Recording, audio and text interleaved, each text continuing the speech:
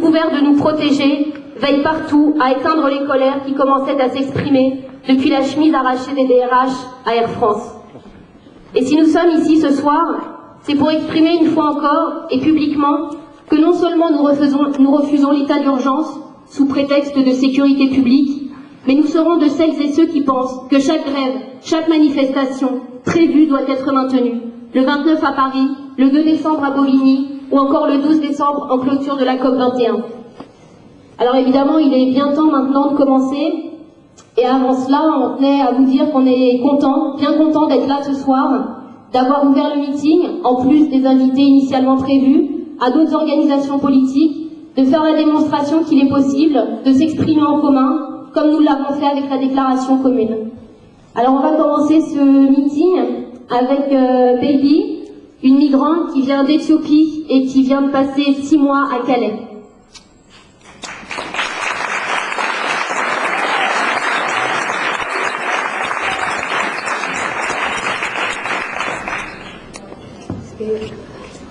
Hello.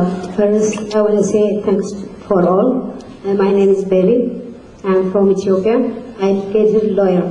Bonjour et merci à tous. Et donc, je m'appelle Baby, je viens d'Éthiopie.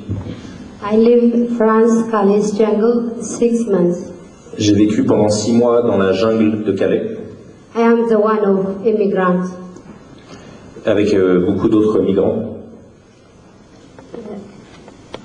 After I came to France, nobody say welcome for me. Quand je suis arrivé en France, personne ne m'a souhaité la bienvenue. That's why I live in jungle Calais. Et c'est pour ça que je me suis retrouvé à vivre dans la jungle de Calais.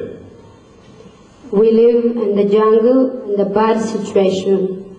Dans cette jungle, on vit dans une mauvaise situation. Nobody care about us. Personne ne s'occupe de nous, ne se préoccupe de nous. There is many nationality living in the jungle Calais. Il y a de très nombreuses nationalités différentes de gens qui vivent dans cette jungle. We are coming, all immigrants coming to save their life. Et donc tous on est venus pour sauver nos vies.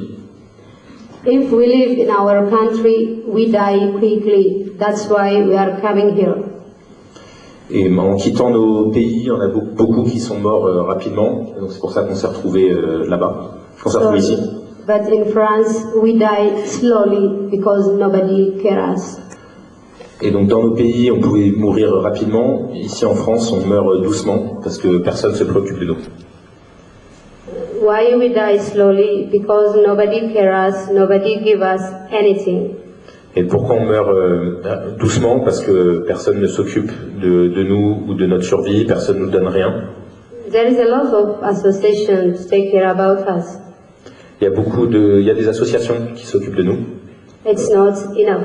Mais ça ne suffit pas. That's why we try to cross that bad and dangerous border. Donc c'est pour ça qu'on se retrouve à essayer de passer les frontières. We try to get asylum in France. Malgré le danger, on a essayé de nous amener nous-mêmes en France. Many immigrants, they get rejected. That's why we are afraid to live in France. Beaucoup de migrants se font rejeter, expulser de France. C'est pour ça qu'on a peur de venir en France. The situation in Calais, the treatment of police is so bad. Et aussi parce que dans un endroit comme la jungle de Calais, le traitement policier est juste horrible. They give us every day the gas. On se fait gazer tous les jours. If we try to cross the border, they give us a gas. That's why many people die in the border. À chaque fois qu'on essaie de passer la frontière, on se fait gazer. Et c'est pour ça aussi qu'il y a beaucoup de gens qui sont morts en essayant de passer la frontière. Visit in our towns. Also, they give us the gas. I don't know what they call it, the gas of the name, but that's so hot. Et ce gaz, je ne connais pas son nom précis, mais c'est quelque chose de très chaud et très, très désagréable. We don't have any right. We try to ask our right. We ask where are the human rights in France. On n'a aucun droit. On essaie de connaître nos droits, mais voilà, personne ne nous renseigne dessus. We make many demonstrations to ask about our rights, but the police stop us. On a organisé beaucoup de manifestations pour essayer d'affirmer nos droits, mais la police nous a stoppés à chaque fois. He say, I'm a lawyer. I see the woman's situation is bad. That's why I lost my country. I'm coming college. I see the same shit. Alors je suis avocate et je suis partie notamment parce que la situation des femmes est très mauvaise dans mon pays et je vois en arrivant à Calais que la situation des femmes est pas vraiment meilleure. We asked many times about the immigrant right, but nobody give us answer. On a beaucoup de fois soulevé la question des droits des migrants et personne n'est capable de nous répondre. Personne ne veut nous répondre.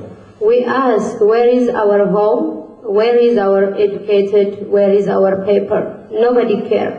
Quand on pose la question d'un logement, de l'éducation, des papiers, personne nous répond et personne s'en préoccupe. All immigrant question. After we arrive France, who say welcome for us? Nobody. Et donc ce qu'on se dit après un séjour ici, c'est qu'il faut compter sur nous-mêmes parce que personne nous aidera à avoir ce qu'on mérite.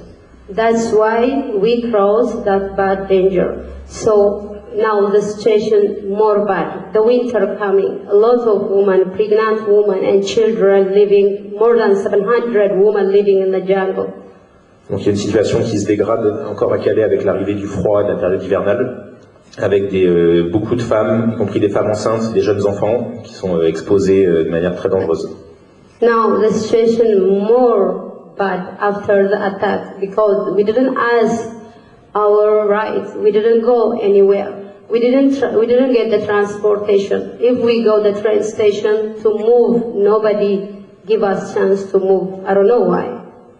Et la situation est encore pire après les attaques, puisque maintenant on peut même pas essayer de s'éloigner, de prendre le train, c'est de plus en plus compliqué. More people, they think wrong. We are immigrants, but they think we are a terrorist, but we are not. That's why we can't live in this place. Et beaucoup de gens pensent qu'on n'est pas simplement des migrants, mais qu'on est des terroristes, alors que c'est pour beaucoup justement pour fuir les terroristes qu'on est parti. We are immigrants. We ask the paper, we ask the home, and we ask everything. So we didn't get. That's why our life is danger in the jungle. On est des migrants qui se battent pour des papiers, pour une maison, pour des droits, et c'est dans le cadre de ce combat-là qu'on s'est retrouvé à vivre dans la jungle de Calais. Everybody, if you see the jungle, nobody he can live there. Nobody, but we live because we are coming to save our life, and we ask, but nobody answer for us. Now we need support, we need help, because a lot of people they try to support us. Il suffit de voir la jungle de Calais pour voir que c'est un lieu invivable, et pourtant on vit là-bas, et parce qu'on n'a pas le choix, et donc on se bat pour des droits et on a besoin de soutien.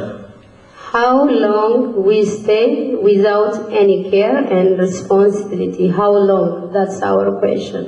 Donc la question qu'on pose, c'est pendant combien de temps est-ce qu'on va nous laisser vivre dans ces conditions-là sans solution? Maybe nobody know. I don't know. Maybe they didn't tell in the news. There is a lot of women and refugees die in the train station.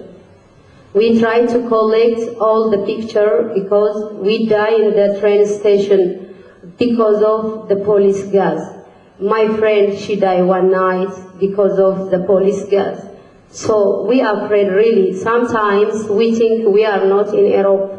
We are in Libya or we are here. Sometimes really that's our passion. That's my passion also. We are afraid to live in this place. Donc on a peur, tellement peur de vivre dans cet endroit que parfois on a l'impression de ne pas être en France, mais d'être en Libye. En tout cas, c'est le type de question qui nous vient à l'esprit. Et parce moi j'ai vu une amie à moi qui est morte suite à un gazage policier. Il y a d'autres femmes qui ont vécu la même chose. Donc on se pose la question. I hope so. One day the situation will be changed. If the people help us, one day the situation will be changed because we are not coming to die. We are coming to save our life. Mais j'ai l'espoir que la situation change parce qu'on n'est pas venu ici pour mourir, on est venu ici pour survivre, justement. We are human beings, but nobody treats us just like human beings. If we move, before 4 days ago, one Sudanese guy, and after there is a demonstration, they say Today, I forget the day, one Sunday there's a demonstration, they say we hate immigrants. I was there, I asked them, why human being hate human being? I'm the one of the immigrants, what's our fault? Why you hate us? But they tried to kill us. One Eritrean guy also, they raped him. 5 white people, he said. We asked him who? 5 people, they tried to kill him. Thanks to God, he's in the life. But we lose one, our brother, he's Sudanese. They tried to kill him by car. Why they didn't stop them? We don't know. Il y a même eu récemment une manifestation raciste à Calais contre les immigrants, et moi je suis allé discuter avec des manifestants comme d'autres pour leur demander qu'est-ce qu'ils avaient contre les migrants alors qu'on est d'autres êtres humains. Évidemment pas de réponse, et ça a même été une manifestation violente. On a perdu un de nos frères ce jour-là, et un autre qui a été violé par des manifestants, et on ne sait pas qui, et bon, c'était violent. Me, absolutely, I left the college because of I can't sleep, because I'm afraid every night we get that gas, and 2 times there is a fire, and nobody is responsible about us.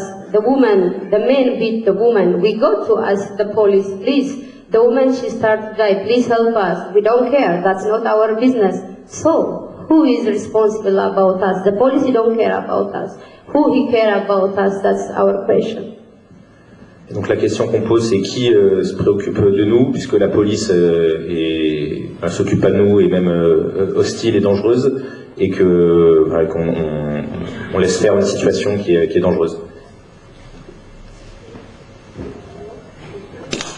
Okay, thanks to all. But the last question. If you don't need us, please give us a freedom of movement, because we are human beings. We are not animal. Animals, they have rights. We are human beings. Where is our right? Where is human right in France? We need somebody responsible about us. Give us hope. Give us educated. Give us paper.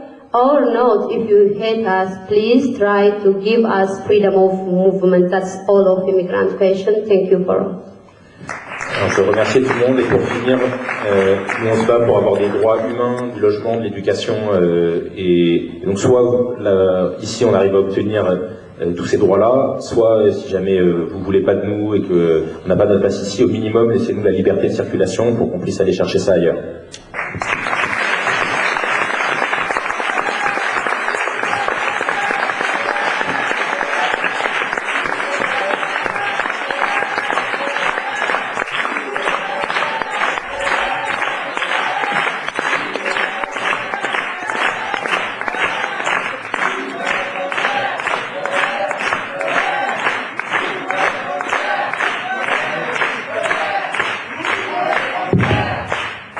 Je vais passer maintenant la parole à Mathieu, salarié d'Air France et syndicaliste à Sud Aérien.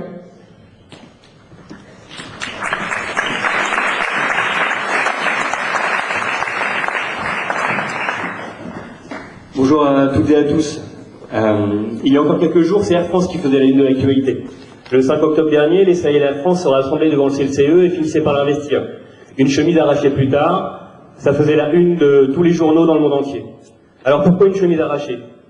Depuis 4 ans, pour les salariés d'Air France, ce qu'on appelle le dialogue social, c'est 5 plans de départ volontaires successifs, un par an, avec à la clé 8000 suppressions de postes. C'est 4 ans de gel de salaire, c'est en moyenne 15 jours de travail en plus par an pour chaque salarié. Mais après ces efforts arrachés au personnel, la direction a expliqué qu'il en fallait encore plus, toujours plus. C'est l'annonce des 2900 suppressions de postes supplémentaires. Et pourquoi? Parce que le taux de rentabilité financière n'est pas suffisant. Le résultat net de groupe Air France KLM cette année sera autour de 500 millions d'euros. C'est pas mal. Mais c'est pas suffisant. C'est pas suffisant quand le principal concurrent, Lufthansa, va annoncer 1 milliard. Parce que le vrai problème d'Air France, c'est celui-là. Les actionnaires des compagnies concurrentes sont mieux lotis. La réponse de la direction est donc claire. Comme l'annonce M. De Juniac, le PDG d'Air France, il ne peut pas jouer sur le pétrole, il ne peut pas jouer sur les autres coûts. Il a une seule variable d'ajustement, c'est nous, la masse salariale, les salariés. Alors il licencie.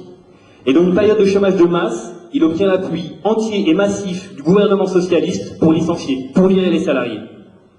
Ce gouvernement, comme le précédent, ne s'est juré que par la croissance.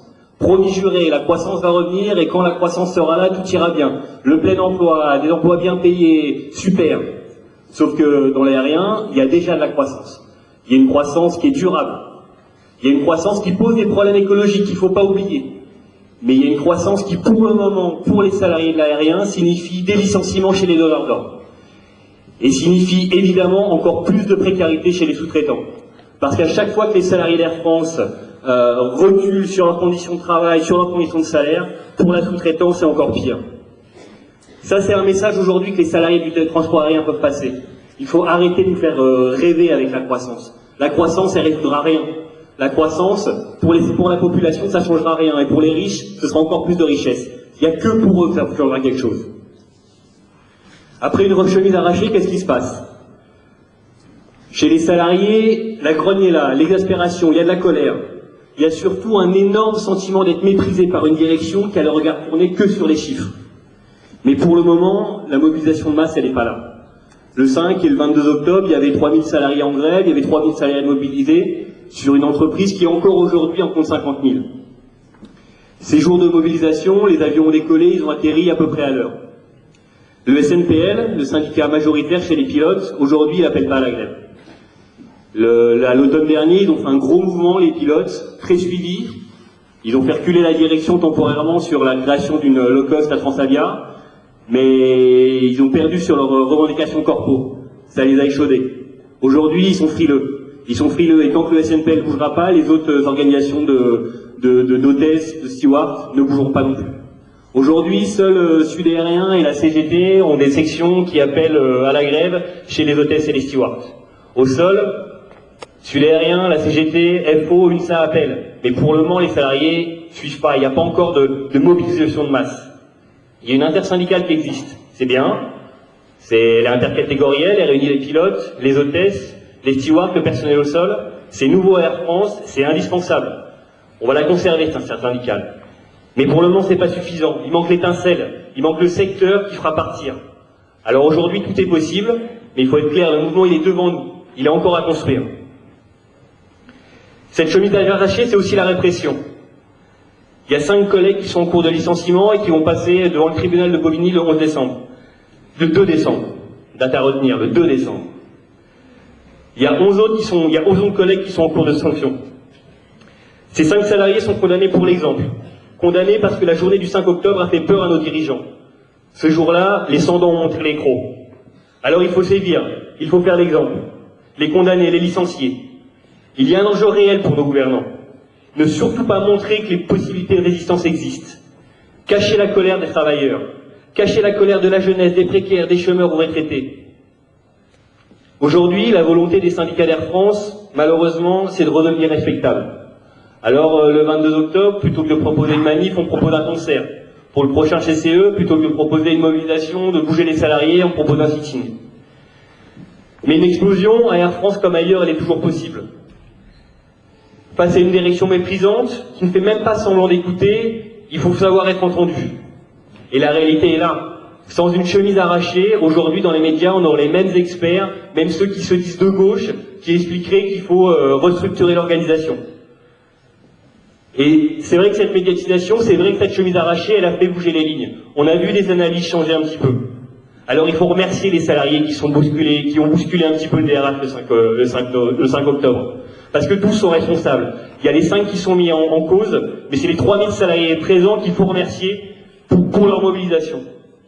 Nous resterons évidemment solidaires avec les 5 d'Air France qui payent pour tous et toutes, et nous serons tous le 2 décembre devant le tribunal de Bobigny.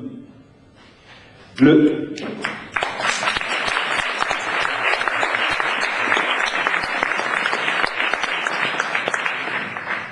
modèle de la direction d'Air France, c'est Lufthansa. Aujourd'hui, les salariés de Lufthansa, ils font face à peu près les mêmes problèmes que nous. Ils sont attaqués eux aussi. Alors que Lufthansa, par contre, va annoncer cette année des résultats records.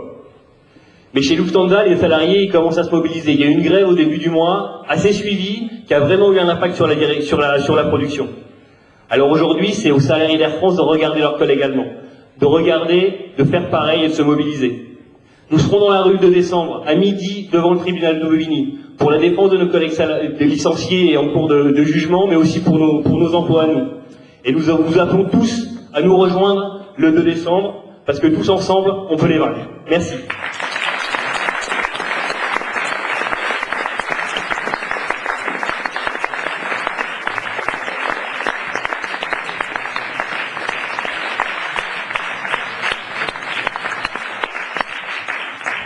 Je vais passer maintenant la parole à Yekboun, représentant du CDKF, Conseil démocratique des Kurdes en France. Je te laisse ma place, ce sera plus pratique pour intervenir.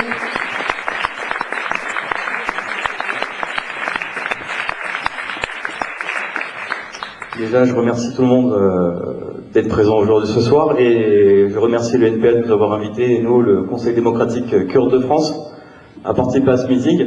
Je pense que si je commence sur le sujet concernant, c'est ce qu'on m'a demandé, hein, sur le terrorisme actuel, sur les attentats actuels, sur la situation au Moyen-Orient, la crise, hein, c'est bien ça.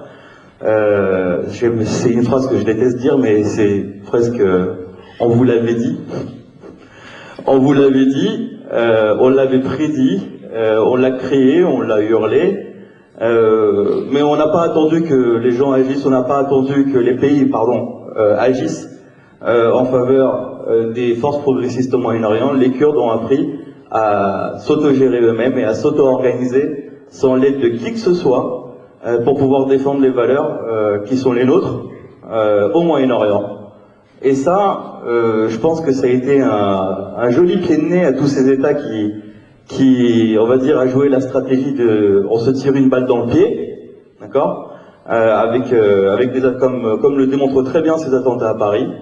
Et ça a montré encore une fois que, et ça fait chier aussi, je le dis clairement, hein, je le dis avec un langage très cru, mais ces pays-là, voir un acteur, parce que ce n'est plus un facteur aujourd'hui, les Kurdes qui se battent actuellement au Kurdistan, au Moyen-Orient, au Rojava en Syrie, c'est-à-dire au Rojava dans la zone nord de la Syrie, contre les forces de l'État islamique, en Irak, contre les forces de l'État islamique, protéger les peuples vivant dans ces régions-là, mener également aussi une autre politique en Turquie contre un régime dictato-fasciste de M. Erdogan et je ne parle même pas de l'Iran parce que on va dire que les abréviations seraient longues, voilà.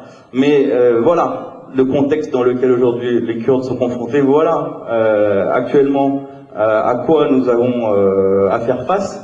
Et comment nous faisons pour pouvoir justement avoir des résultats et ne plus être un facteur, mais être aujourd'hui un acteur du Moyen-Orient et des forces progressistes aujourd'hui au Moyen-Orient. Ça aujourd'hui, je peux le dire clairement aujourd'hui, les Kurdes ont réussi leur pari. Quand je dis les Kurdes, le PKK, qui est déterminé comme une organisation terroriste en Europe, aux États-Unis, en Turquie, bien sûr par ailleurs, parce que c'est la bonne volonté de la Turquie de vouloir mettre cette organisation qui se bat justement pour ses valeurs démocratiques, qui se bat justement pour la liberté des peuples, qui se bat justement pour une plus grande démocratie, une vraie démocratie au Moyen-Orient, parce que ces peuples le méritent et ont beaucoup trop souffert pour pouvoir aujourd'hui tomber dans la digression et la régression aujourd'hui qu'on nous propose avec les Daesh, avec les frères musulmans, avec des petits dictateurs du Moyen-Orient nés de leur politique, de la politique occidentale actuelle, du passé d'ailleurs. Voilà. Donc ça, c'était un joli pied de nez. Je crois qu'aujourd'hui aussi, ça donne aussi une touche d'espoir pour les forces progressistes en Europe, parce que on crée justement un climat d'impossibilité. C'est impossible de pouvoir faire des révolutions, c'est impossible de changer les mentalités, c'est impossible de s'organiser, c'est impossible de s'organiser, que ce soit militairement, socialement, c'est impossible de s'organiser économiquement, c'est impossible. Aujourd'hui, on a un laboratoire qui s'appelle le Rojava, un laboratoire où des peuples vivent avec leur identité, des peuples vivent avec leur culture, au cœur du Moyen-Orient, là où la femme est mise en avant, où des systèmes d'autogestion sont pratiqués à tous les étages. Et ça, je crois que si encore aujourd'hui les pays du Moyen-Orient, enfin les pays occidentaux se rechignent à vouloir aider les Kurdes, c'est justement parce qu'il y a un modèle alternatif au Moyen-Orient qu'on ne veut pas montrer, qu'on veut occulter, qu'on veut simplement minimiser sur des Kurdes qui cherchent à exister à travers au Moyen-Orient, parce que c'est un peuple, ils ont besoin d'un État, comme les Palestiniens ou comme les autres peuples, minimiser justement l'action du PKK au Moyen-Orient en voulant simplement donner simplement une connotation d'État nationaliste, voilà, des peuples qui cherchent à simplement créer leur propre État et avoir leur existence, ce n'est pas ça. Le PKK cherche activement au Moyen-Orient à trouver un modèle de vivre ensemble pour le Moyen-Orient. On ne peut pas vivre heureux dans un océan de malheur, sachant que dans les pays comme la Turquie, en Iran, en Irak ou en Syrie, je prends rien que le cas de l'exemple de la Turquie, il y a 77 ethnies vivant en Turquie. Demain créer un Kurdistan, même dans les zones kurdes, ce serait même pas envisageable. L'État-nation pour nous-mêmes est déjà un danger et un frein aux luttes sociales au Moyen-Orient. C'est un constat. C'est un constat. Ça ne peut plus aujourd'hui avoir d'effet positif. Et ça, le PKK cherche à trouver des alternatives en créant des organes, on va dire des entités sociaux pouvant justement créer la vie, la société civile et créer justement une démocratie du bas vers le haut et non du haut vers le bas. Ça, c'est le défi, les enjeux qui sont aujourd'hui mis en avant dans le Rojava peut-être et au Kurdistan dans tout entier d'ailleurs et pour le Moyen-Orient de fait. Parce que les Kurdes sont plus de 40 millions, vivent à cheval entre la Turquie, l'Iran, l'Irak et la Syrie. Et je peux vous dire que ça fait déjà un sacré cocktail d'avoir ces pays en face de nous, qui chacun use de moyens très divers et variés pour pouvoir vous mettre des bâtons dans les roues, sans compter les pays occidentaux et sans compter les pays du Golfe. Faire face justement à toutes ces pressions, faire face à toutes ces menaces, s'organiser dans un contexte qui est socialement très très difficile, ça c'est un vrai défi. Et aujourd'hui je peux le dire, parce que je le dis sans complexe, et on l'a toujours dit sans complexe, et on continuera à le dire sans complexe, c'est pas une réussite, mais on est en voie de réussite. Et ça je pense que des militants comme vous, des progressistes, toutes les forces aujourd'hui qui peuvent apporter leur pierre à l'édifice à cette alternative, à cette possible alternative aujourd'hui au Moyen-Orient, est la bienvenue.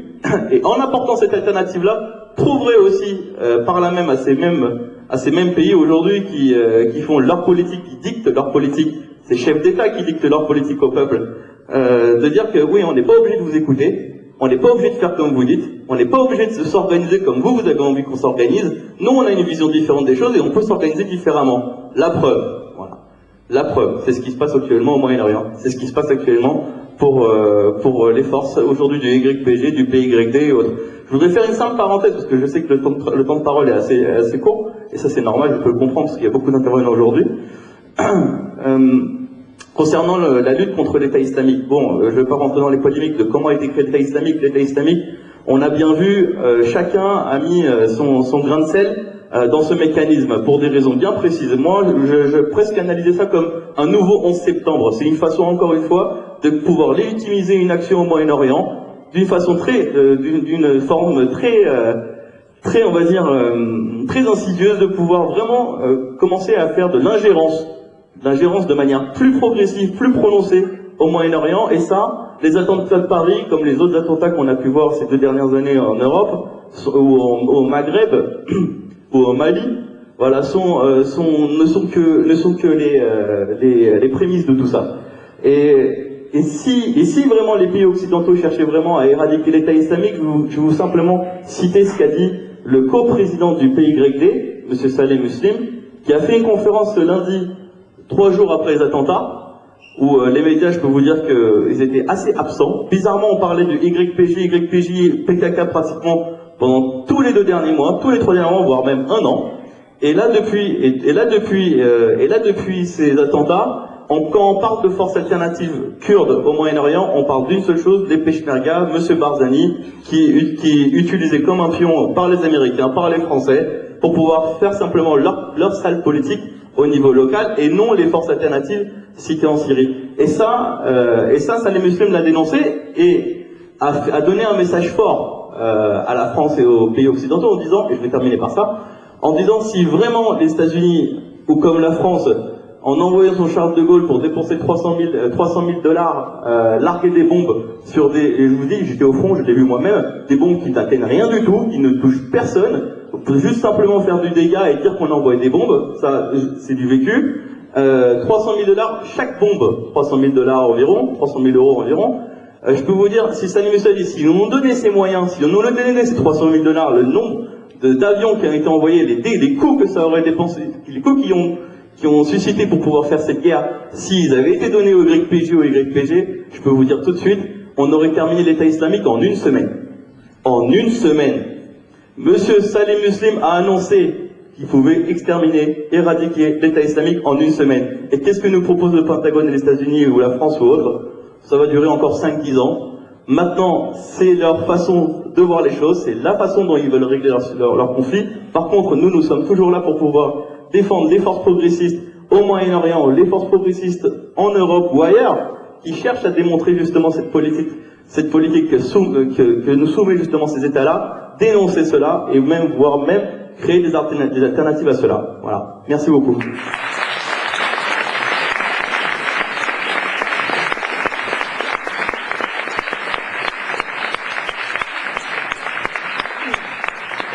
Je vous propose de continuer ce meeting en donnant la parole à Christine Poupin, porte-parole du NPA.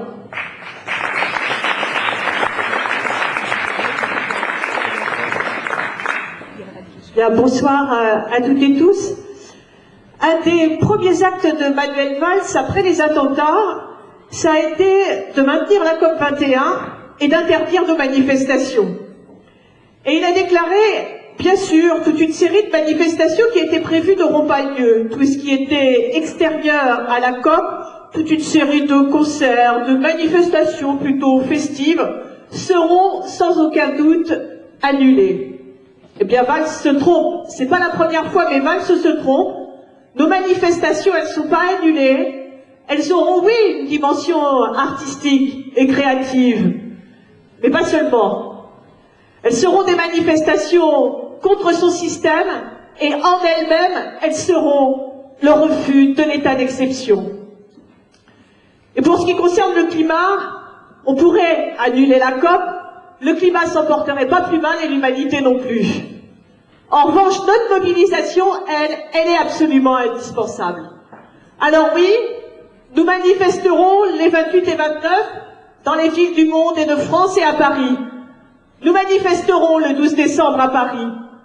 Dans le sommet citoyen à Montreuil, les 5 et 6, et dans la ZAC, la zone d'action climat, du 7 au 11 décembre, oui, nous commencerons à construire ensemble un mouvement durable pour la justice climatique.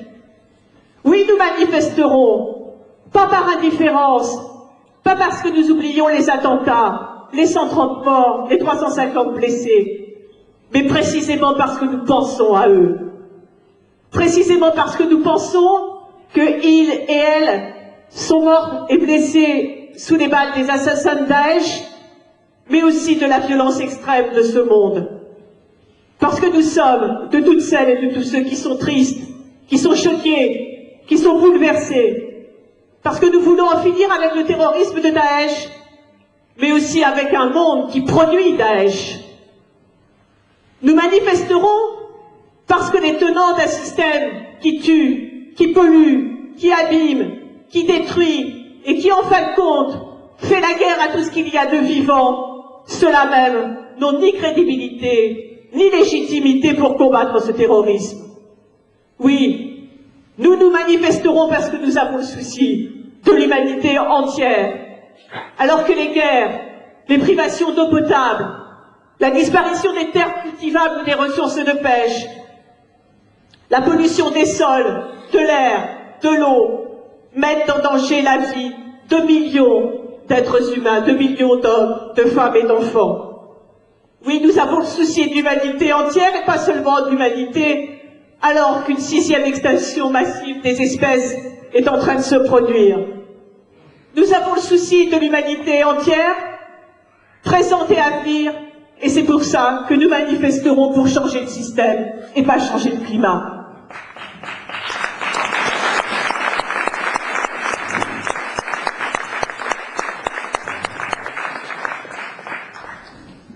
Puisque le réchauffement climatique, il est d'ores et déjà là. Chacune des 3 décennies passées a été plus chaude que la précédente.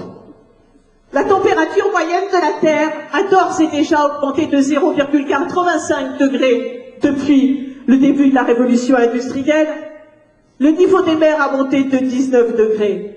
Et toutes les prévisions indiquent que c'est d'1 mètre que les océans vont augmenter d'ici la fin d'un siècle. Mais une personne sur 10 sera concernée par cette hausse de niveau des océans. Et parmi eux, c'est 15 millions de Bengalis, 30 millions de Chinois et d'Indiens, 20 millions de Vietnamiens.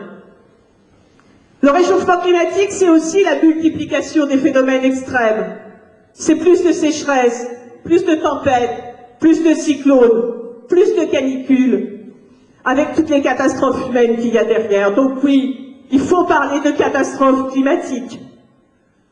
L'Organisation mondiale de la santé a conclu que le changement climatique pourrait entraîner environ 250 000 décès supplémentaires par an entre 2030 et 2050. Et là, on voit bien qui est concerné. 38 000 dus à l'exposition à la chaleur pour les personnes âgées, 48 000 dus à la diarrhée, 60 000 dus au paludisme et 95 000 dus à la sous-alimentation des enfants.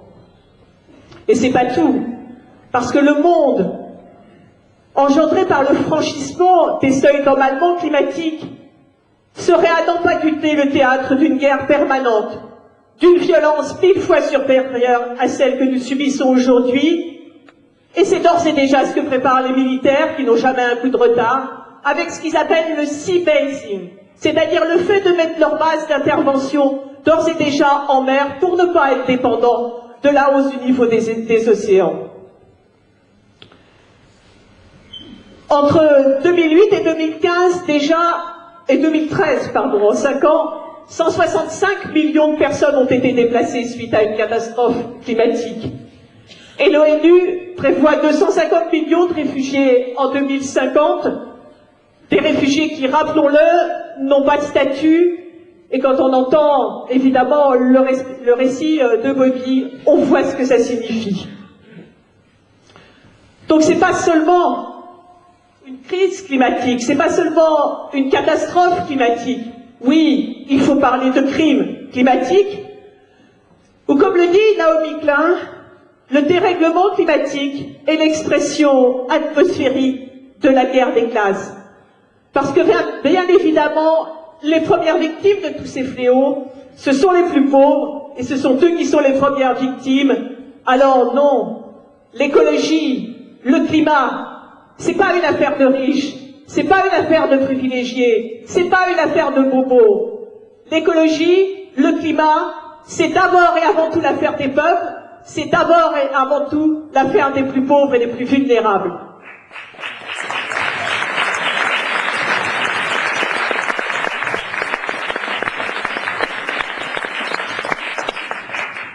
Tout le monde le sait, au-delà de 1,5 degré, 2 degrés, de hausse de la température moyenne de la Terre par rapport à l'ère pré-industrielle, ce réchauffement entraînera des catastrophes écologiques, des catastrophes sociales irréversibles.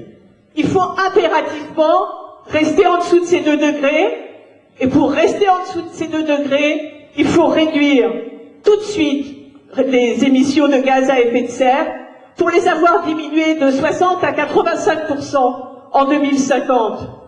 Mais évidemment, tous les pays n'ont pas la même responsabilité du point de vue des émissions de gaz à effet de serre, et pour les pays comme les nôtres, les pays développés, cette réduction, elle devrait être de 95% en 2050. On peut dire les choses autrement. Les pays développés devraient se passer quasiment totalement des énergies fossiles d'ici 2050. Alors ça paraît énorme, mais l'obstacle n'est pas technique. L'obstacle n'est pas technique parce que le potentiel des renouvelables pourrait y pourvoir largement. L'obstacle, il est ailleurs, et il suffit de dire que pour ça, il faudrait que 4/5 des réserves connues d'énergie fossile, c'est-à-dire de charbon, de gaz et de pétrole, restent sous le sol. Mais ces réserves, elles appartiennent à des capitalistes, elles appartiennent à des multinationales, elles appartiennent à des États. C'est plus de 1000 milliards de dollars qui sont engagés dans des projets fossiles, 1000 milliards de dollars qui ne rapporteraient évidemment absolument rien si on n'exploite pas ces ressources-là. Et une fois qu'on a dit ça, évidemment, on comprend mieux. On comprend mieux pourquoi toutes les alertes, tous les signaux d'alarme, tous les arguments prouvés, chiffrés, raisonnables, n'ont pas convaincu les gouvernements d'agir. Ça fait 23 ans qu'a eu lieu le sommet de Rio, et les émissions annuelles mondiales des gaz à effet de serre augmentent 2 fois plus vite que dans la décennie des années 90. Alors on nous dit, avec la COP21, tout va changer, c'est le grand moment. Le gouvernement promet un accord ambitieux et contraignant. On a même vu Hollande se chamailler avec John Kerry sur le fait de savoir si c'était contraignant. Je suis désolée, mais c'est John Kerry qui a raison. Et l'idée que cet accord pourrait être ambitieux et contraignant est bien évidemment un beau gros mensonge. Pour une première raison, c'est que la COP21, ce sera tout sauf une négociation, puisque c'est la mise bout à bout des contributions prévues, déterminées au niveau national par chacun des États, les fameuses INDC. Et ces objectifs qui sont ni contraignants, ni obligatoires, ils ne seront pas discutés au moment de la COP21. Ils ne seront pas augmentés.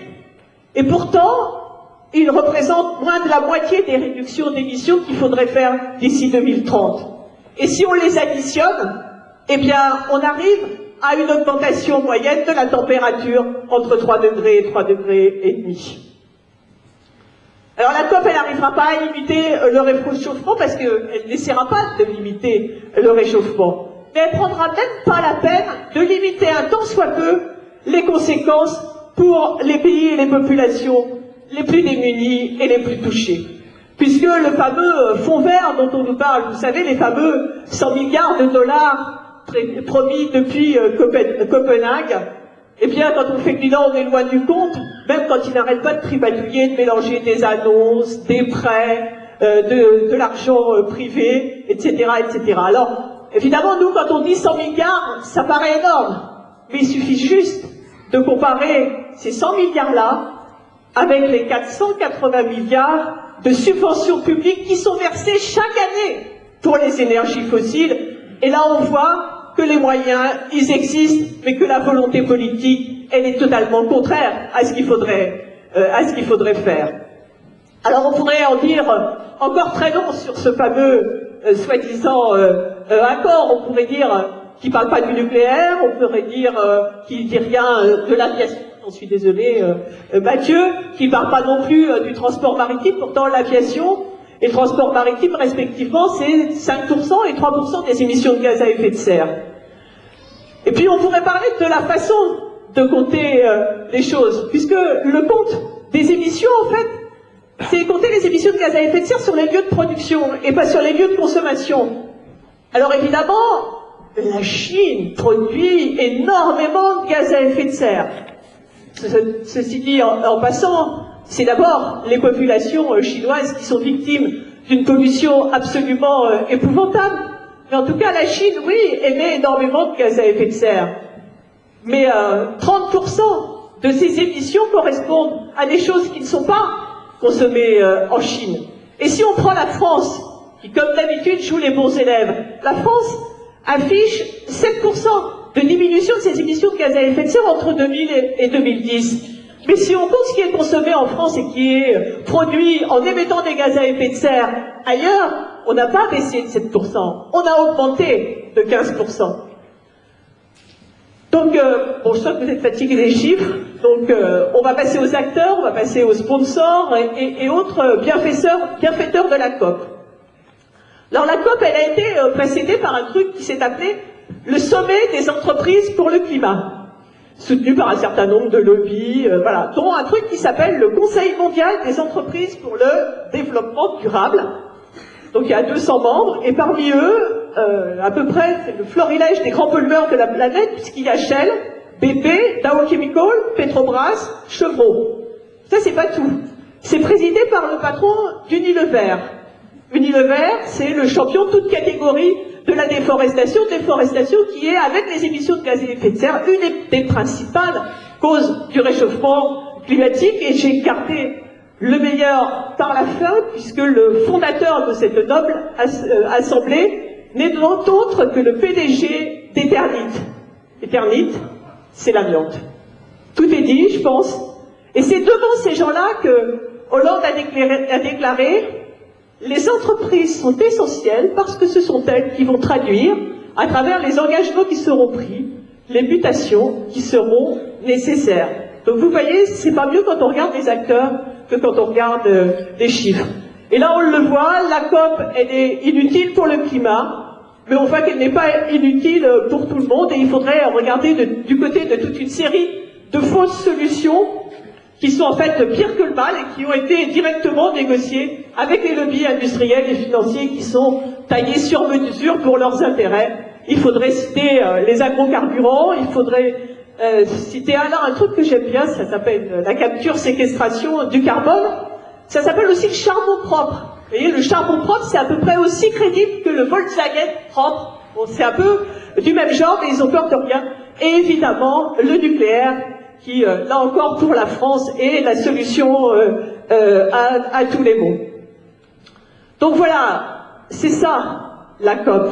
C'est pendant qu'il va se dérouler ça, que le gouvernement voudrait nous imposer une trêve de la contestation. Ben, nous, ce qu'on propose, c'est qu'il commence par faire une trêve des agressions contre le climat, en suspendant tous les grands projets inutiles imposés, tous les grands projets destructeurs, à commencer par Notre-Dame-des-Landes.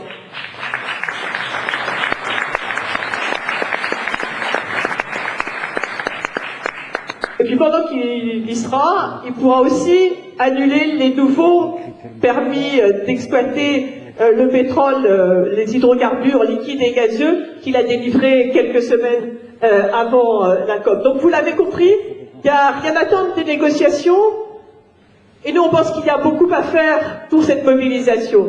Une mobilisation dans laquelle se sont déjà engagés beaucoup de jeunes.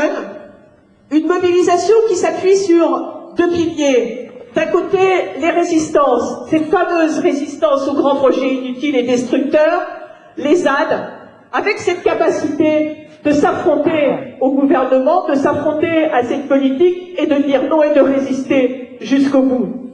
Et puis l'autre pied, ce sont les alternatives, et c'est évidemment quelque chose d'extrêmement précieux dans une situation, comme l'a dit le camarade, on n'arrête pas de nous dire qu'il n'y a pas d'alternative, qu'on ne peut pas faire autrement, que le capitalisme et que le productivisme sont des horizons indépassables.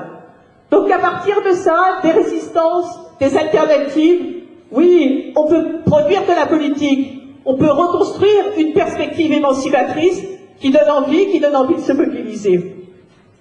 Alors dans cette mobilisation, évidemment, il faut faire des propositions qui répondent en même temps à la crise sociale et à la crise climatique. Des propositions radicales, parce qu'évidemment, vous l'avez compris, ce sont les seules qui sont à la hauteur des enjeux. Alors il y a une première évidence, c'est qu'il faut empêcher de nuire les principaux responsables, et pour arriver à reprendre la main, pour arriver à planifier, à décider, à contrôler démocratiquement, il faut commencer par exproprier les pollueurs, par exproprier les grands groupes, et à commencer par les grands groupes de l'énergie et par le système bancaire et financier. Et puis aussi, il faut rompre avec les traités et accords commerciaux d'investissement, comme le TAFTA, mais aussi avec les traités européens. Et pour faire totalement l'aménagement du territoire qui est aujourd'hui totalement voué à la voiture individuelle. Et concernant les transports de marchandises, évidemment, il faut substituer le rail ou le fluvial à la route et au tout camion, mais il faut aussi arrêter de transporter tout et n'importe quoi juste pour mettre en concurrence les salariés entre eux, juste pour mettre en concurrence les systèmes sociaux entre eux. Il faut rapprocher les lieux de production et de consommation, il faut développer les circuits courts. Et puis concernant l'agriculture, qui est aussi le troisième grand secteur émetteur de gaz à effet de serre, il faut en finir avec l'agriculture industrielle, il faut développer une agriculture écologique, une agriculture paysanne, qui lutte contre le réchauffement climatique, qui permette à des paysans plus nombreux de vivre de leur travail et qui fournissent une alimentation saine à toutes et tous. Il faut répondre en même temps, évidemment, au chômage. Et pour ça, il n'y a pas d'autre issue. C'est pas en courant après la croissance. Il faut réduire radicalement le temps de travail. Il faut le faire sans flexibilité ni intensification du travail. Il faut le faire avec des embauches correspondante, parce qu'il faut qu'on puisse travailler toutes et tous, moins longtemps, moins durement, et qu'on arrête de perdre sa vie à la gagner. Et puis il faut interdire les licenciements, c'est le seul moyen de permettre la reconversion collective, sous leur contrôle, des travailleurs et des travailleuses, des industries inutiles ou nuisibles. Parce que c'est vrai qu'il faut prendre la vraie mesure de la transition nécessaire. Il n'y a pas de demi-mesure en la matière, et puis on ne peut pas miser sur une issue un peu miraculeuse à base d'innovation technologique. Il n'y a pas d'autre choix, il faut le dire, que de réduire à la source autant que possible le prélèvement des ressources et la pollution engendrée. Et pour ça, oui, il faut faire décroître en valeur absolue la production et la consommation d'énergie et de matière. Mais faire décroître la production matérielle, ça n'empêche pas, et bien au contraire, de faire croître tout ce qui permet de prendre soin des enfants, des personnes âgées, d'accueillir les migrants, d'accueillir les femmes victimes de violences. On n'oublie pas que demain c'est le 25 novembre, journée internationale de lutte contre les violences faites aux femmes. Tout ce qui permet de prendre soin de la santé, de l'environnement, de la terre. Oui, il faut faire croître sans limite les relations humaines, la culture, l'épanouissement individuel et collectif. Oui, comme le dit Naomi Klein, il faut tout changer, vraiment. On nous dit que cette crise, elle est d'origine anthropologique. C'est vrai, mais c'est pas l'espèce humaine en tant que telle qui est responsable. C'est le mode de production capitaliste, le mode de développement capitaliste. 90 entreprises sont responsables de plus de 63% des émissions de gaz à effet de serre depuis 1850. Ça donne une petite idée. Et ça ne s'arrêtera pas comme ça, tant qu'il y a de la force de travail à exploiter, tant qu'il y a des ressources naturelles à prélever, le capital peut continuer longtemps à s'accumuler, en exploitant, en appauvrissant, en détruisant, en pillant et en polluant. Ce productivisme destructeur, c'est-à-dire produire pour produire, qui implique consommer pour consommer, c'est une des caractéristiques congénitales du capitalisme. Et on ne se débarrassera pas de l'un sans se débarrasser de l'autre. Et pour finir, je voudrais citer Walter Benjamin, qui s'y connaît en temps difficile et en temps noir, puisque ce révolutionnaire juif a fui le nazisme de l'Allemagne. Il a été interné en France et puis il s'est suicidé le 26 septembre 1940, alors que l'État espagnol lui refusait l'asile. Et il disait, l'expérience de notre génération, le capitalisme ne mourra pas de mort naturelle, et il en tirait la seule conclusion, il doit être mis à mort par l'action des révolutionnaires. Et c'est bien...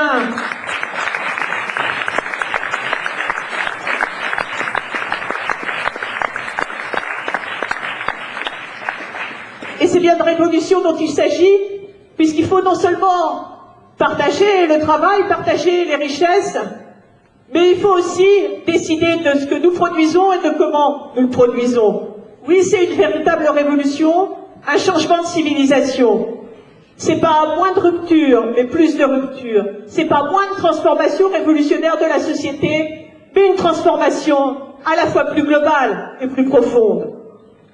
Tout ça pour aller vers un système qui ne produise pas des valeurs d'échange, pas des marchandises pour le profit, mais des valeurs d'usage pour la satisfaction des besoins humains, réels, démocratiquement déterminés, débarrassés du matraquage publicitaire et du gaspillage. Un système dans lequel la collaboration remplace la concurrence, dans lequel la solidarité remplace la guerre de tous contre tous, dans lequel l'émancipation remplace l'aliénation. Il y a quelques jours, Edgar Morin a dit « Il faut résister contre deux barbaries. L'une que nous connaissons, qui se manifeste par des attentats et les fanatismes les plus divers, et l'autre, la barbarie du calcul, du fric et de l'intérêt. » Oui, il faut résister aux deux barbaries, et on ne peut pas pactiser avec l'une pour combattre l'autre. Alors oui, plus que jamais, écosocialisme ou barbarie.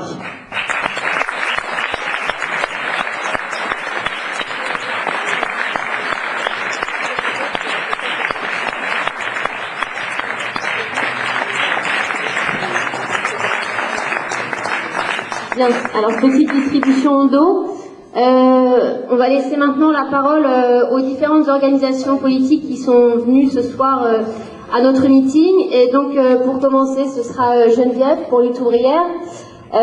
Lutte ouvrière, par ailleurs, pour qui nous appelons à voter au premier tour des régionales, parce qu'elle nous semble être les listes qui se placent clairement dans le camp du monde du travail, en toute indépendance des partis traditionnels, nationalement et localement. Donc, je laisse la parole à Geneviève.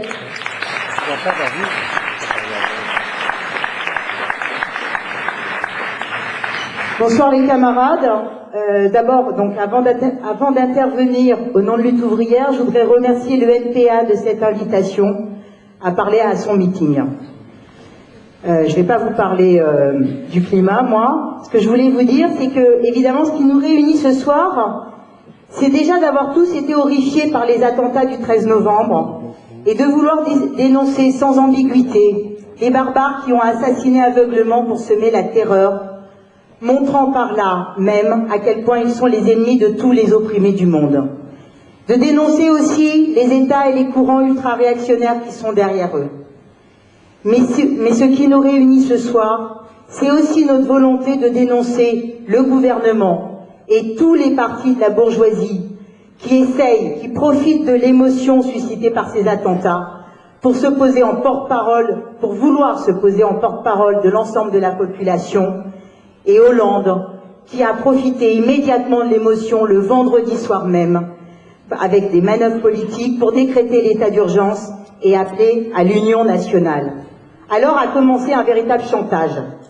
Soit on est avec eux, au garde à vous et en silence, soit on est dans le camp des terroristes. Ce chantage est abject et il n'est pas question de tomber dans ce piège. L'objectif de Hollande et des partis de la bourgeoisie, de l'extrême droite à Mélenchon et au PC, qui ont participé à cette escroquerie de l'unité nationale, et d'embrigader toute la population derrière la politique menée par l'État français.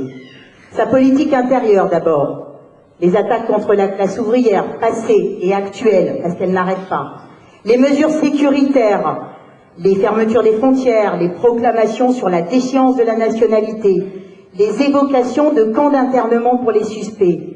Tout cela n'ayant pas d'autre but que d'alimenter la suspicion contre les étrangers, provoquer le rejet des migrants et stigmatiser les musulmans. Alors, dans la panoplie sécuritaire déployée par Hollande, il n'y a pas de contrôle de la presse et des médias. Il faut dire qu'il n'en a pas eu besoin, hein, parce que ceux-ci entonnent les mêmes discours nationalistes et réactionnaires, et il n'est même pas nécessaire qu'un policier leur tienne la main pour qu'ils écrivent et qu'ils dénoncent tous ceux qui justement critiquent l'état d'urgence et les mesures sécuritaires. Mais toutes ces mesures n'arrêteront évidemment aucun terroriste. En revanche, elles constituent des entraves pour ceux qui continuent à critiquer les politiques mises en place. Je ne vais pas revenir sur ce qui a été dit à propos de la manifestation pour soutenir les migrants, manifestation interdite, mais je tiens à souligner, comme tous les camarades, que les premières victimes de cet état d'urgence sont justement ceux qui veulent défendre la solidarité avec les réfugiés, c'est-à-dire avec ceux qui fuient les terroristes, qui fuient Daesh et son cortège d'horreur. Oui, ils veulent nous embrigader derrière leur politique intérieure, passée, présente et future, mais aussi derrière leur politique guerrière, en multipliant les affirmations sur la France est en guerre depuis le 13 novembre. Seulement pour marcher dans leur sale combine, il faudrait oublier que la guerre n'a pas commencé le 13 novembre dernier. Pour marcher dans leur sale combine, il faudrait oublier les attentats qui ont ensanglanté la Turquie cet été, le Liban, la veille de ceux de Paris et bien d'autres pays. Non, la guerre n'a pas démarré il y a 10 jours. Le monde est en guerre depuis bien plus longtemps. Et le développement du terrorisme dans ces régions du monde, au Moyen-Orient et en Afrique, est la conséquence directe des interventions des grandes puissances. Oui, ce sont elles qui alimentent le terrorisme par leur guerre pour la domination du monde.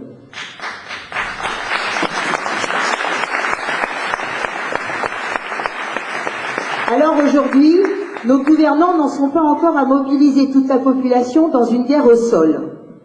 Mais ils veulent rendre la population complice de leurs bombardements. Et ils osent les présenter, ces bombardements, comme des nécessités de la guerre contre le terrorisme.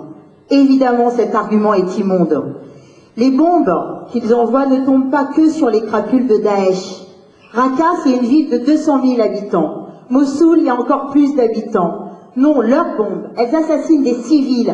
Elles assassinent ceux qui n'ont pas pu fuir et qui souffrent déjà sous la poigne de fer obscurantiste de Daesh. Et ça fait 14 ans que ça dure. 14 ans que les grandes puissances, elles interviennent partout dans le monde au nom de la lutte contre le terrorisme.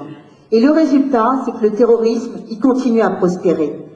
Dans bien des pays comme en Afghanistan ou en Irak, les armées impérialistes ont semé le chaos et contribué à créer des dizaines de nouveaux foyers de terrorisme. Et les événements à Bamako, qui se sont déroulés vendredi dernier, nous rappellent que l'armée française fait la guerre là-bas aussi, contre le terrorisme évidemment, avec la même inefficacité, mais avec les mêmes conséquences pour la population. Cette guerre qu'ils mènent, que Daesh et que les grandes puissances mènent, c'est évidemment pas une guerre de religion ou de civilisation comme un certain nombre de prétendus intellectuels le disent ici, c'est une guerre pour le pouvoir, une guerre pour le contrôle des richesses de la région. Et évidemment, dans cette guerre, les grandes puissances dont la France sont prêtes à tout, comme toujours, pour défendre leur droit à piller la planète. Elles maintiennent en place les pires dictatures, soutiennent les régimes les plus infâmes, comme celui de l'Arabie Saoudite et du Qatar. Ce sont les grandes puissances elles-mêmes qui ont armé, qui continuent à armer des milices islamistes, au minimum par l'intermédiaire de leurs fameux alliés. Des groupes qui seront les terroristes de demain. Alors, pour combattre le terrorisme, comme l'a dit Armel, il faudra supprimer le terreau sur lequel il se développe, celui de l'impérialisme. On ne peut pas combattre l'un sans combattre l'autre. Le danger ne vient pas de l'extérieur, mais de l'intérieur de ce système économique fou dans lequel 67 familles capitalistes possèdent autant que 3,5 milliards d'êtres humains.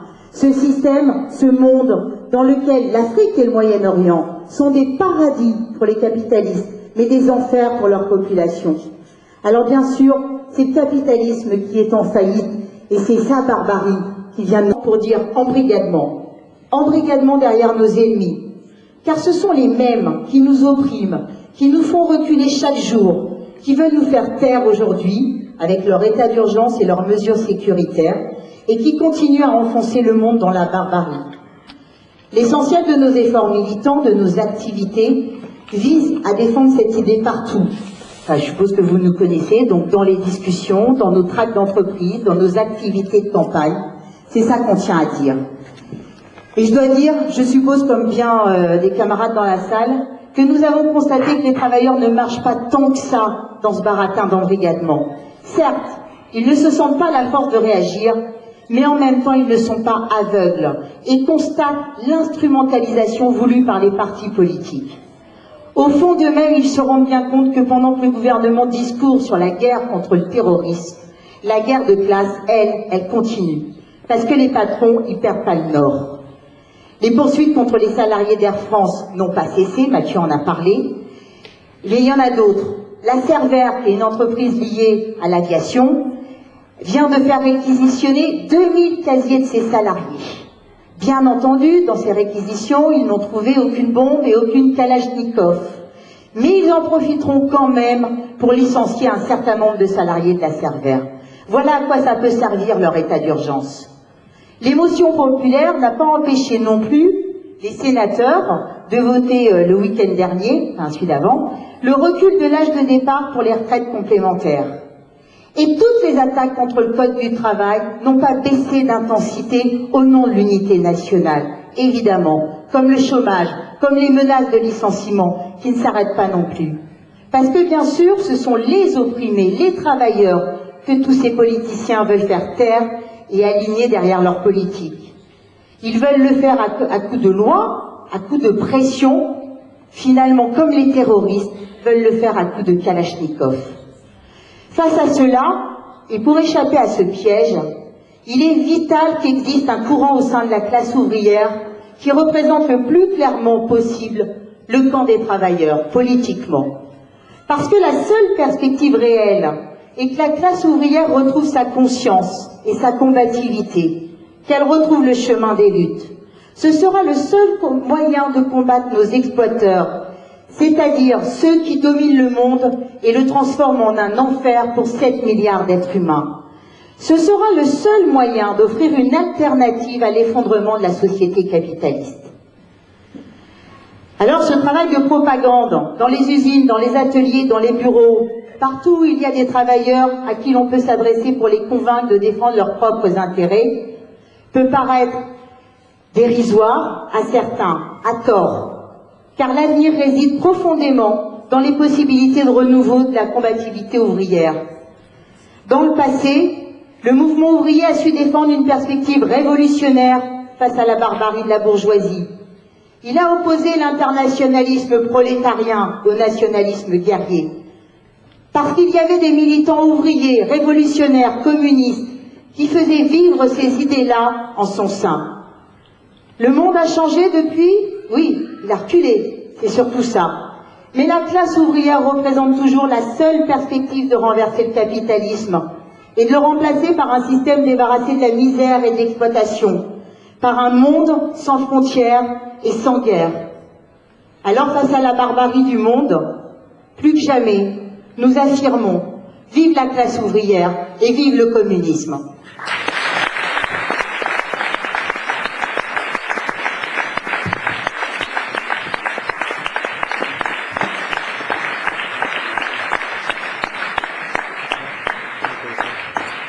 Et maintenant, passer la parole à Benjamin pour Alternative Libertaire. Alors je tiens tout d'abord à remercier le NPA pour Alternative Libertaire qui nous a invités à ce meeting. En préparant ce meeting unitaire contre l'escalade militaire, la surenchère sécuritaire et le déferlement raciste, on ne peut que prendre acte du fait que nous sommes plus que jamais à contre-courant. Face à nous, il y a la grande union nationale en faveur de la prolongation de l'état d'urgence, regroupant tous les sénateurs et presque tous les députés, du FN jusqu'au front de gauche. Face à nous, il y a le flot des chaînes d'information en continu qui rendent compte de l'émotion légitime de la population frappée par les terroristes, mais qui zappent complètement la réflexion sur les conséquences politiques des attentats. Face à nous, enfin, il y a les réactionnaires de tout poil qui se frottent déjà les mains en entretenant des amalgames honteux entre les migrants, musulmans et musulmanes et terroristes. Voilà pour le côté déprimant. Mais on ne peut bien sûr pas s'en tenir là. Notre tâche, c'est de répondre aux préoccupations de nos collègues, de nos amis, de notre famille, de toutes celles et tous ceux qui ont parfois une idée très floue de ce que ça veut dire impérialisme et qui ont une vision très partielle de ce qu'implique l'état d'urgence. L'enjeu, maintenant, c'est d'ouvrir une brèche dans le consensus national qui nous est tombé dessus comme une chape de plomb. Nous n'avons pas de solution miracle, mais nous pensons qu'il faut aller dans deux directions. Il faut tout d'abord aller sur le terrain de la bataille des idées, en creusant les questions que n'importe qui peut se poser et en tâchant d'apporter des réponses simples, mais pas simplistes. Première question brûlante. Est-ce qu'il faut intervenir militairement? Pour y répondre, ce n'est pas nécessaire de convoquer le bréviaire anti-impérialiste, il suffit de rappeler quelques évidences. Une coalition internationale est intervenue en Afghanistan en 2001. Est-ce que la situation est réglée?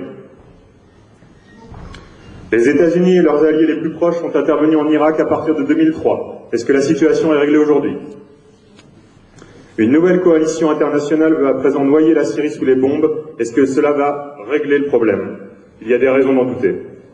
D'autant que la France, et ça a déjà été dit, est bien hypocrite quand elle prétend mener une guerre au terrorisme, mais qu'elle continue de faire des courbettes au Qatar ou à l'Arabie Saoudite, qui financent en sous-main le djihadisme pour maintenir leur influence dans la région.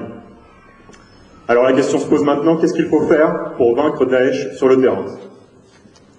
Ce qu'il faut répéter, c'est que pilonner la Syrie peut peut-être mettre un frein temporaire à la progression de l'État islamique, mais que ça n'apporte aucune solution à long terme, aucune.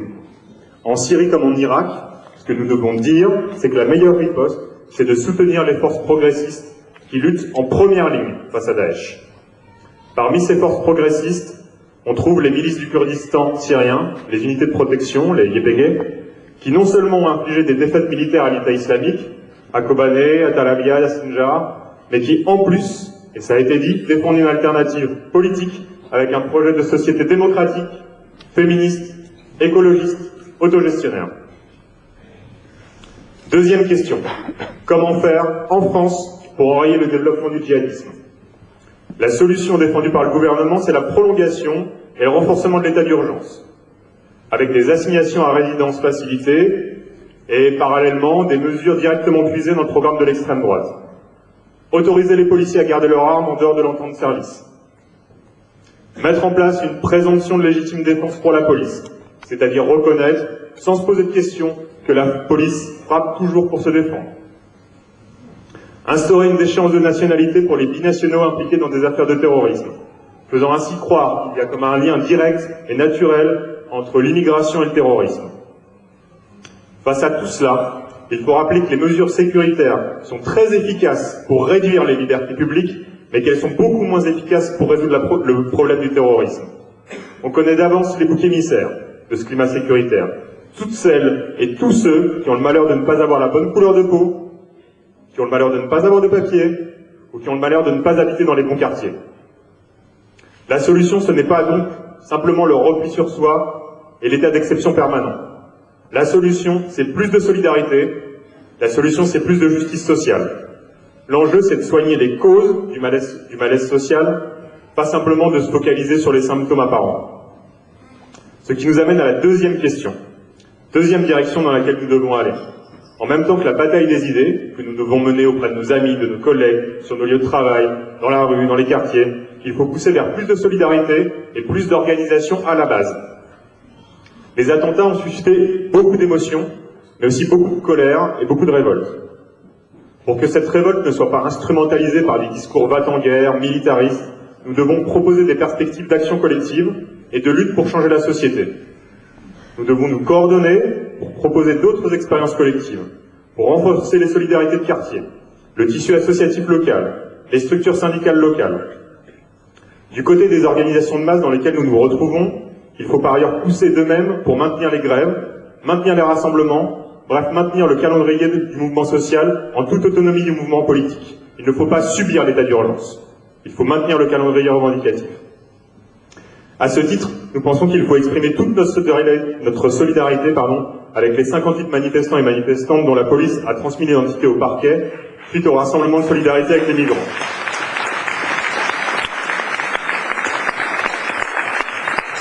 Et de même, pendant la COP21, nous pousserons également à ce que la contestation puisse s'exprimer. Il n'y a pas de raison de garder nos revendications dans notre poche. Ce ne sont pas les mesures liberticides qui étoufferont notre soif de lutte et de justice sociale.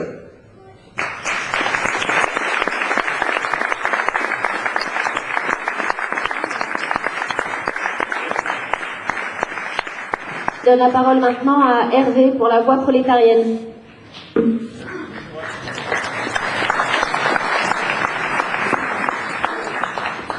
Bonjour à tous. Alors, bien sûr, merci au NPA de nous avoir invités. Donc, je vais répéter aussi des choses qui ont déjà été dites, mais au moins comme ça, le message du meeting, il sera clair pour nous tous.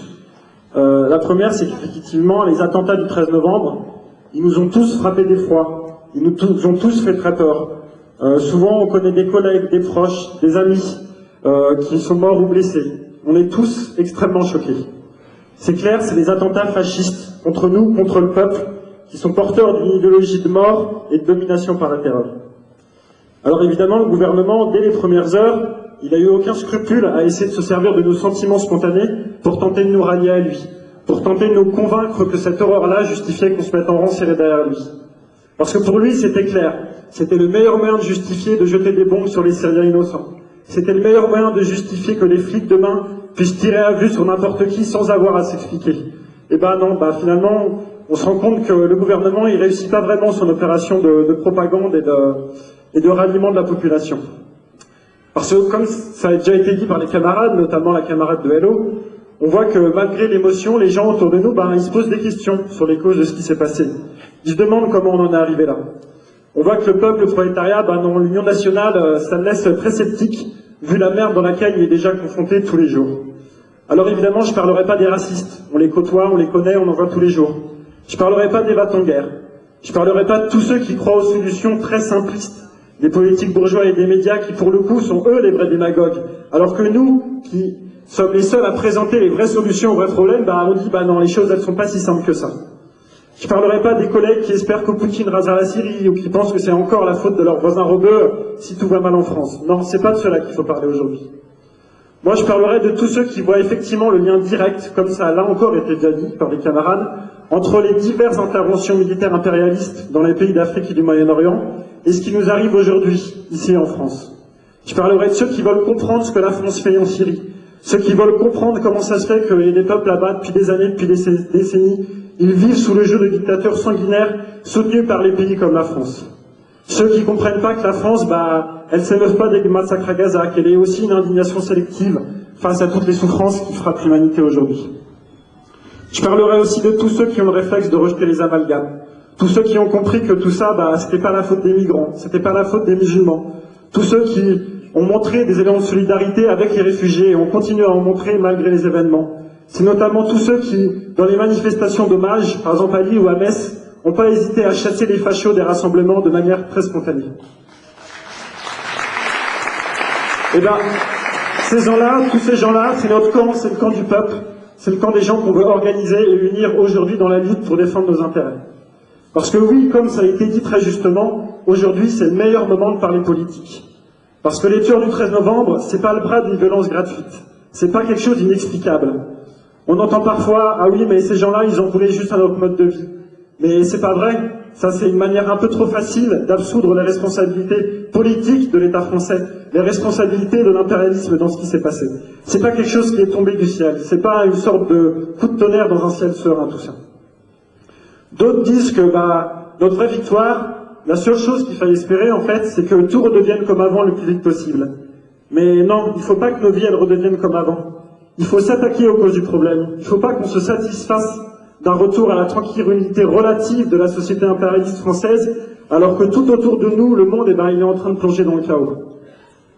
Il ne faut pas non plus, comme on entend parfois chez certaines personnes, espérer que, il suffirait de mettre juste les bons dictateurs en place pour maintenir les populations tranquilles, et pour qu'en Syrie, en Égypte, en Libye, on n'ait plus tous ces problèmes.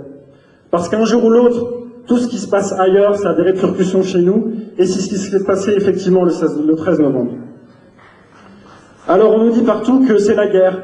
Mais la guerre de qui? Contre qui? On voit que derrière la guerre que le gouvernement prétend mener contre Daesh, il y a effectivement la guerre que la bourgeoisie, que les patrons, que l'État, ils n'arrêtent pas pour autant de nous mener au quotidien, contre les prolétaires, et aussi contre tous les peuples des pays dominés. Alors l'espoir de tout un chacun ici, c'est de vivre en paix, c'est de vivre ensemble, heureux, sans nous soucier du lendemain. Mais le gouvernement et les patrons, eux, ils veulent pas nous laisser tranquilles. C'est ce qu'a dit le camarade d'Air France. C'est ce qu'a dit la camarade à propos de leurs petites affaires qui sont en train de régler la COP21, en fait, comme si de rien n'était. Comme par hasard, ça, y a pas de problème, ça peut continuer. Les manifestations de protestation, ça, tout de suite, ça devient trop dangereux pour nous. Autre exemple, le gouvernement, immédiatement, il a salué le dévouement des travailleurs de la santé pendant les attentats. Mais ça fait des années qu'ils suppriment des postes. Ça fait des années qu'ils dégradent les conditions de travail. Et ça, il a un peu tendance à l'oublier facilement. Pareil, si demain il y a plus de moyens pour les flics et pour l'armée, on peut être sûr que ce sera encore moins de moyens pour nous, encore moins de moyens pour satisfaire nos besoins sociaux. On voit que la violence terroriste ponctuelle, elle s'ajoute juste à la violence sociale qu'on subit déjà au quotidien. Daesh, c'est aussi le symptôme de la guerre qui est menée de manière permanente au peuple des pays opprimés, celle qui est menée depuis toujours par les impérialistes. C'est, comme ça a été dit, le soutien aux sales dictatures, le résultat des alliances, le fait que ce genre de mouvement, pendant des décennies, il a été soutenu par les gouvernements, notamment pour écraser les organisations de gauche dans les pays arabo-musulmans, et qu'aujourd'hui, ça se retourne contre eux. C'est aussi le résultat de leur soutien, ici, pendant longtemps, dans les quartiers, au mouvement intégriste, pour faire échec à l'auto-organisation des jeunes immigrés, pour faire échec à la solidarité ouvrière qui s'était manifestée. C'est aussi, bien sûr, le résultat du chômage, le résultat de la misère, qui mine nos liens de solidarité, qui nous prive d'espoir. Parce qu'il ne faut pas oublier que toute cette idéologie cynique, individualiste, guerrière, qui nourrit les mouvements ultra-réactionnaires, c'est la bourgeoisie, c'est l'État, c'est le capitalisme qui la mettent dans nos têtes, avant toute chose, et qui finissent ensuite par rejaillir de manière ultra-violente de cette manière-là. Alors effectivement, on vit une époque qui est sombre, qui est violente, c'est celle de la crise du capitalisme. C'est une crise dans tous les domaines, dans le domaine politique, dans le domaine économique, dans le domaine idéologique. Et effectivement, les perspectives immédiates, elles sont pas faciles. Mais on le voit, il y a des lueurs d'espoir parce que les gens y réfléchissent, les gens résistent, les gens ne se laissent pas faire autour de nous. Ça veut dire qu'il va falloir qu'on prenne les choses en main, qu'on traite les problèmes du monde à la racine. Parce qu'on voit bien que les solutions qu'on nous propose aujourd'hui, elles n'ont jamais fonctionné, elles ne fonctionnent pas, et elles ne fonctionneront toujours pas demain. Prendre le problème à la racine, ça veut dire affronter et remettre en cause le pouvoir de la bourgeoisie, le pouvoir du capitalisme, qui crée toute cette malheur, qui crée toute cette destruction. Alors, dans l'immédiat, ce qu'il faut construire, c'est l'unité populaire, l'unité de notre camp social. Et pour ça, aujourd'hui, dans l'immédiat, il faut qu'on construise nos organisations, et il faut qu'on les construise sur des axes politiques qui sont clairs, sur plusieurs fronts à la fois. D'abord, évidemment, contre toutes les interventions militaires impérialistes en Syrie, au Moyen-Orient, en Afrique. Parce que là, ça ne fait que jeter de l'huile sur le feu, et ça touche d'abord les populations innocentes. Nous voulons l'arrêt immédiat des bombardements et le retrait de toutes les troupes françaises du Moyen-Orient et d'Afrique sans aucune condition. Ensuite, il faut soutenir effectivement toutes les forces démocratiques et révolutionnaires kurdes et turcs qui se battent en première ligne contre Daesh à Rojava et qui sont l'espoir politique des peuples de la région. Il faut exiger leur retrait de la liste des organisations politiques de l'Union européenne. Il faut exiger leur répression ici en France et dans d'autres pays d'Europe. Il faut aider les premières cibles de la politique réactionnaire aujourd'hui, les migrants, les musulmans, toutes les personnes qui sont d'origine immigrée ou identifiées comme telles par les racistes. C'est pour cela qu'il faut soutenir sans condition leurs revendications, liberté de circulation, régularisation de tous les migrants et abolition de toutes les lois racistes. Enfin, dernière chose, pour que ce soit possible, il faut défendre nos droits démocratiques. Effectivement, dimanche dernier, malgré l'interdiction officielle, les gens sont quand même réunis, les gens ont quand même manifesté, et ça c'est déjà une victoire. Alors aujourd'hui, il y a une répression qui tombe sur les gens qui sont les premières visées, les personnes qui ont été reconnues par la police. Effectivement, notre solidarité va à ces personnes avant tout le monde. Nous exigeons la levée de l'état d'urgence, la levée de l'interdiction de manifester, et nous refusons toutes les nouvelles lois répressives en préparation. Pour conclure, nous, la guerre, on la veut pas. Nous, on veut la paix. Mais nos ennemis, le gouvernement, les patrons, les impérialistes, cette guerre, ils nous l'imposent à nous et aux autres. Alors, on doit la mener contre eux. On doit se débarrasser définitivement de ces ennemis, parce que c'est eux ou c'est nous. Et face à leur unité nationale, il faut mettre en avant notre unité populaire. Merci à vous tous et toutes de m'avoir écouté.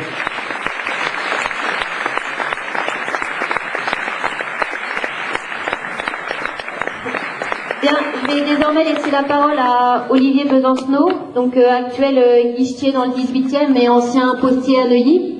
Neuilly où ses anciens collègues sont en grève depuis 28 jours maintenant, grève reconductible. Donc une caisse de grève va passer parmi vous dès maintenant, et puis à la sortie, une collecte sera faite de nouveau. À Olivier.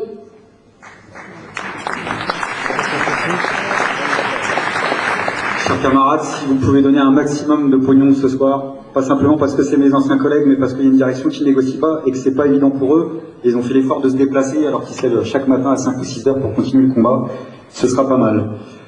Alors, du fin fond des geôles fascistes où il était retenu en Italie à la fin des années 20, il y a un communiste révolutionnaire qui s'appelait Antonio Gramsci qui avait trouvé une belle formule dans ses cahiers de prison pour parler de l'envergure d'une crise majeure. Et il disait une crise, c'est quand le vieux monde se meurt, que le nouveau monde tarde à apparaître, et c'est dans ce clair-obscur en général que surgissent les monstres. Notre problème, ça va être de militer dans ce clair-obscur, de savoir comment résister aux monstres et comment agir sur la lutte de classe en tant que révolutionnaire pour que le neuf arrive le plus rapidement possible. Alors la situation, elle est celle que plusieurs camarades ont décrite. Je pense que c'est peu de choses de dire qu'il y a un avant et après 13 novembre, que la situation a basculé de façon drastique. Mais la question qui se pose pour nous, dans la crise qu'on connaît nous, qui est une crise globale, internationale, c'est peut-être qu'on a un peu trop pensé, trop rapidement, que les monstres aujourd'hui, c'était que le danger fasciste, c'était que l'extrême droite, c'était que le risque totalitaire. Et on a un peu rapidement oublié que les monstres, dans ce genre de crise, c'est aussi les différents visages de la guerre. On a même peut-être péché un peu par ethnocentrisme, même nous les internationalistes, en oubliant que le monde était en guerre, que la France était en guerre parce que des guerres, la France, elle en a mené ces dernières années. Et que les guerres, c'est jamais comme dans les jeux vidéo, c'est jamais des joysticks, c'est jamais sur écran plat, c'est pas simplement des interventions de drones. Les guerres, ça fait des morts. Les guerres, c'est pas propre. Ça n'existe pas, les guerres propres, pas plus que les guerres saintes. Il y a des guerres sales, souvent des sales guerres, qui font des centaines de milliers de victimes, des millions de morts. La promesse de paix de l'après-guerre froide a jamais été tenue, mais nous en s'en doutait par les puissances occidentales. Et très rapidement, après le temps des guerres froides, on est rentré dans le temps des guerres chaudes, chaudes comme le pétrole, comme le gaz, comme tous les intérêts économiques qu'ont les puissances occidentales dans cette région. Et on a vu se succéder pendant 15 ou 20 ans des interventions militaires, des guerres en Irak, en Afghanistan, au Mali, au Centrafrique, ça a été dit par plusieurs camarades, en Libye. On a vu se généraliser des frappes aériennes, des interventions militaires au sol. On a vu s'intensifier des guerres civiles qui ont été créées par le chaos politique, qui ont suscité ces interventions militaires. On a vu aussi, parce qu'on ne l'oublie pas, nous, s'intensifier des guerres d'occupation, celles que mène par exemple l'État israélien contre le peuple palestinien, lutte qu'on n'oublie pas, nous, dans les heures actuelles, quand on sait à quel point la communauté internationale est complice de ce qui se passe. Et dans ces guerres, on a vu un nouveau visage. Enfin, pas un nouveau visage, il existait. Mais un visage et un monstre qui s'est renforcé dans le cadre de ces guerres, qui s'est renforcé comme un parasite dans le cadre de cette escalade guerrière, militaire, impérialiste, celui du terrorisme aveugle, d'Al-Qaïda, puis ensuite de Daesh, c'est-à-dire de courants religieux, intégristes, totalitaires, qui ont un projet de société, une société dans laquelle il n'y a pas de droit, une société dans laquelle il n'y a pas de liberté, une société dans laquelle il n'y a pas d'émancipation possible, dans laquelle il n'y a pas de joie possible. Le type de courant politique qui, au pouvoir, par exemple, n'existerait pas une seule seconde pour exterminer des courants politiques comme les nôtres, et bien d'autres encore. Ce courant-là, ce monstre-là, il s'est renforcé dans le cadre des guerres, il a accompagné ces guerres comme une ombre, mais aujourd'hui c'est un peu plus que la seule ombre de l'intervention militaire impérialiste occidentale. C'est un courant qui a pris son propre essor, son propre développement, à telle enseigne qu'en tant qu'internationaliste, là pour le coup on peut le dire, nos camarades, nos frères, nos sœurs d'armes, je ne sais pas comment les appeler, qui se sont animés dans les révolutions arabes, dans leur combat contre les dictatures sanglantes, ont eu affaire au double visage de la contre-révolution, au double visage, celui de l'impérialisme occidental, mais aussi celui du terrorisme de Daesh. Et d'ailleurs, ça devrait avoir une incidence dans le débat en France pour les islamophobes de toute obédience, et il y en a en ce moment, qui somment les musulmans de France, comme ils disent, de se justifier, de se désolidariser de Daesh. Ils oublient juste une chose, c'est qu'en nombre, les premières victimes du terrorisme de Daesh, ça reste d'abord et avant tout des musulmans. Ça devrait suffire à clore le débat, sauf que ça ne clôt pas le débat. Alors comment lutter contre les monstres? Les attentats du 13 novembre nous ont bouleversés. Je pense que comme beaucoup ici, moi les mots se sont bousculés pour essayer de signifier l'émotion que j'ai ressentie. Entre la tristesse pour les victimes, pour les familles, esselées, égarées, endeuillées, le sentiment, oui, de sidération qu'on a tous eu face à la cruauté, à la violence de ces actes qu'on fait irruption comme ça dans notre vie quotidienne. Et puis un sentiment de colère, mais un vrai sentiment de colère. Pas simplement face à la violence, mais la lâcheté de ces actes-là. Mitrailler à la Kalachnikov, comme on tire au pigeon, sur des civils innocents désarmés en tirant parfois dans le dos. Il n'y a aucun combat, aucune cause qui pourra jamais justifier ça. Alors au-delà de l'émotion humaine que ça a suscité, d'autres camarades l'ont expliqué, ces attentats ont une conséquence politique, c'est de faire basculer irrémédiablement, instantanément, la situation française dans un nouveau contexte social et politique. Nouveau contexte social et politique qui instrumentalise déjà une bonne partie de la classe politique, chacun dans son registre. L'extrême droite d'un côté, le gouvernement dans un autre. Et ça a une conséquence immédiate dans le contexte, dans l'ambiance. C'est que on a eu, je dirais, une société qui a chaviré en quelques jours dans une ambiance de plomb, où le temps s'est quand même un petit peu figé, où pour des millions de personnes dorénavant, la peur sera un invité quotidien qui pourra surgir à n'importe quel instant. Et dans ce climat particulièrement anxiogène, on a un pays qui a basculé en quelques heures dans un climat ultra sécuritaire, où l'État se fait dorénavant un malin plaisir pour chercher à nous faire vivre selon les codes de la guerre, et nous explique que les futures générations devront grandir selon les codes de la guerre. C'est pas une petite affaire. dans le rapport qu'on a au monde, dans le rapport qu'on a à la société quand on doit encore la changer, ce qui est notre cas aujourd'hui. Et la conséquence politique, alors celle-là, plutôt imprévisible, il parlait de remaniement gouvernemental, alors il n'y aura pas de remaniement gouvernemental, il y a simplement une dissolution gouvernementale. C'est-à-dire qu'on n'a plus de gouvernement, on a maintenant un état-major militaire. Il n'y a plus de ministres, ça n'existe plus, on a des gradés, des capitaines, des généraux, on n'a que ça. On a un responsable en chef de la sûreté nationale, et c'est un paradoxe, et pourtant c'est le même, de l'anxiété nationale. J'ai nommé M. Valls, qui intervient à peu près tous les jours à la télévision pour nous délivrer 2 messages majeurs. Le premier, c'est que j'espère que vous l'avez compris maintenant, ça va durer longtemps. Et deuxièmement, ce sera extrêmement périlleux. Vous avez vu peut-être qu'aux 20h, il a cru bon d'insister sur le risque d'attaque terroriste bactériologique et chimique en nous rappelant, nous rafraîchissant la mémoire, l'utilisation du gaz sarin au Japon il y a quelques années. Plus anxiogène, c'est difficile à faire dans le climat actuel. Le lendemain au boulot, c'est tellement anxiogène qu'il y en a qui se mélangent un petit peu les pieds dans le pinceau, et du coup qui viennent me voir en disant « Olivier, il y en a un peu bourru, il est venu me voir au taf », il m'a dit « Mais c'est quoi cette histoire ?» C'est véridique, hein. C'est quoi cette histoire de gaz sarrasin dans le métro à Paris? J'ai dit « Non, sarrasin, je ne crois pas. » Mais si, c'est Valls qui l'a expliqué. Bon, évidemment, l'ambiance s'explique peut-être ceci. Et puis on a le responsable en chef des armées, M. Hollande. Alors M. Hollande, qui pour certains on pensait qu'il serait candidat ou postulerait en France pour 2017, on s'était trompé, d'ores et déjà il postule à la primaire américaine républicaine, puisqu'il reprend ni plus ni moins que les intonations de George Bush après les attentats du 11 septembre. C'est quand même un con que ça soit Hollande qui le fasse.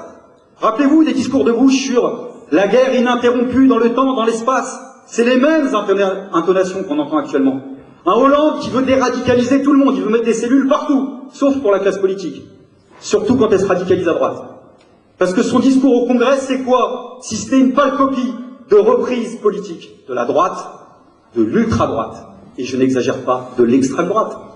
Il y a ce qu'il a dit sur l'état d'exception, soit, mais il y a des mesures qui sont passées un peu inaperçues et qui sont lourdes de sens. Lourdes de sens. La déchéance de la nationalité pour ceux qui ont commis des attentats et qui sont nés en France. C'est pas une petite affaire.